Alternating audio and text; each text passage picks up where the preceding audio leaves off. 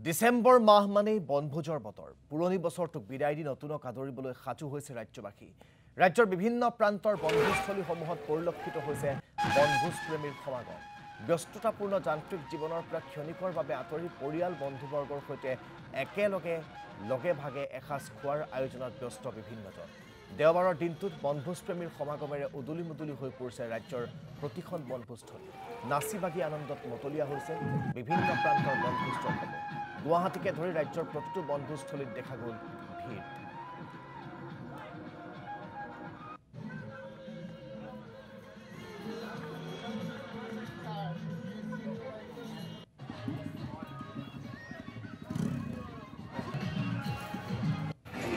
আমি ডিগবৈৰ বনভোজস্থলীৰ কিছু পৰিৱেশ দেখুৱাম সাংবাদিক বুবু গগৈৰ জৰিয়তে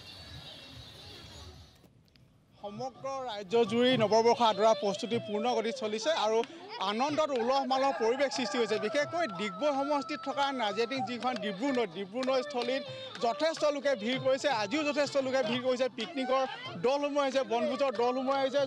বিভিন্ন অঞ্চলৰ বিভিন্ন অসমৰ আনহাতে শিৱসাগৰ যোৰহাটৰ পৰা আনকি দলসমূহ আহিছে আৰু ইয়াতে ডিব্ৰু নৈ পাৰৰ যি মনোৰম প্ৰাকৃতিক পৰিৱেশৰ মাজত আনন্দ ফূৰ্তি কৰি থকা দেখা গৈছে বিশেষকৈ এইটো অঞ্চলত বিশেষকৈ এই পিকনিকস্থলীত বিশেষকৈ বনভোজস্থলীত ইয়াৰ যিখন পৰিচালনা সমিতি আছে তেওঁলোকৰ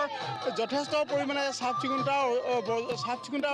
যথেষ্ট গুৰুত্ব প্ৰদান কৰা সমান্তৰালভাৱে ইয়াৰ বিশেষকৈ চৰকাৰৰ যিখন নিয়ম নীতি আছে সেইসমূহ সকলোবোৰ দিশ চোৱা চিতা কৰি থাকে যাতে কোনো অপ্ৰীতিকৰ পৰিস্থিতিৰ সৃষ্টি নহয় এটা বনভোজৰ দলৰ লগত আছোঁ দলৰ যথেষ্ট আনন্দ ফূৰ্তিৰ মাজত বিৰাজ কৰি আছে আৰু এনেকৈ নাচি আছে তাৰ মাজতে দুই এষাৰ কথা পাতিব খুজিম বাইদেউ কেনেকুৱা প্ৰতি বছৰে আহেনে বহুত ভাল লাগে আমাৰ ইয়াৰ ওচৰতে নাজিৰাটিং আমি তেনে ওচৰ একদম অসমীয়া গাঁৱৰ হয় আমি প্ৰতি বছৰতে ভাল লাগে কাৰণে পৰিষ্কাৰ জেগা আৰু ইয়াত মেলাও পতা হয় 1, 2, 3 তাৰিখে এই বছৰ ঠিক তেনেদৰে মানে 1 আৰু 2 তাৰিখে আমাৰ নাজিৰাটিং পৰ্যটনস্থলী মেলা উদযাপন কৰিছে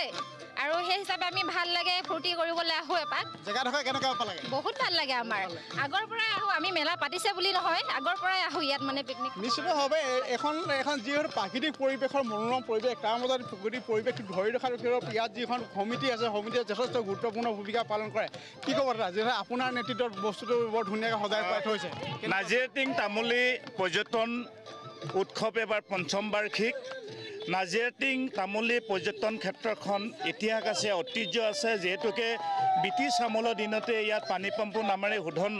ইয়াত পানীৰ শোধন কৰিছিল আৰু ইয়াৰ পৰা ডিগবৈ নি আছিলে আৰু এই স্থানটি খুব মনোৰম প্ৰাকৃতিক সৌন্দৰ্য আছে এখন সুন্দৰ নদী আছে ইয়াৰ দুই কাষে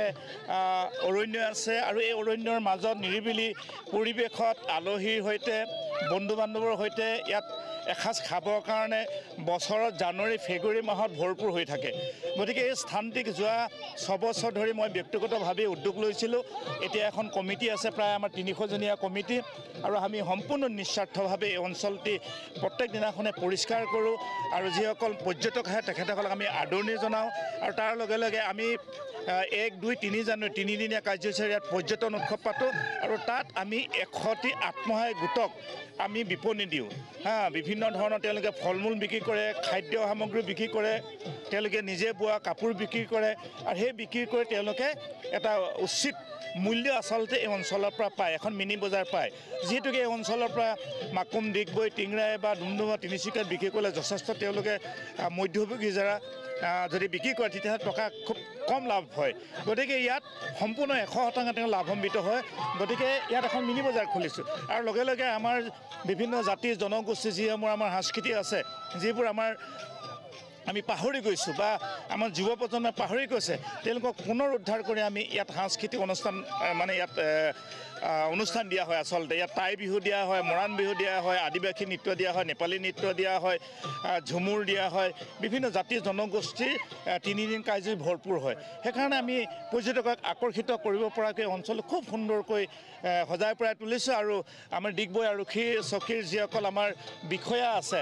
আমাৰ যিসকল কামাণ্ডো আছে এই অঞ্চলত তেখেতসকলে সম্পূৰ্ণ এই অঞ্চলত পহৰা দি থাকে যিহেতুকে ইয়াত সম্পূৰ্ণ নিচামুক্ত জুহামুক্ত এই অঞ্চলটি আৰু আটাইতকৈ ডাঙৰ কথা কি ইয়াত বিভিন্ন অঞ্চল বা গুৱাহাটী যোৰহাট শিৱসাগৰৰ পৰা ফেমিলিৰ সৈতে পিকনিক খাবলৈ আহে এবাৰ ক'ৰ আহিছে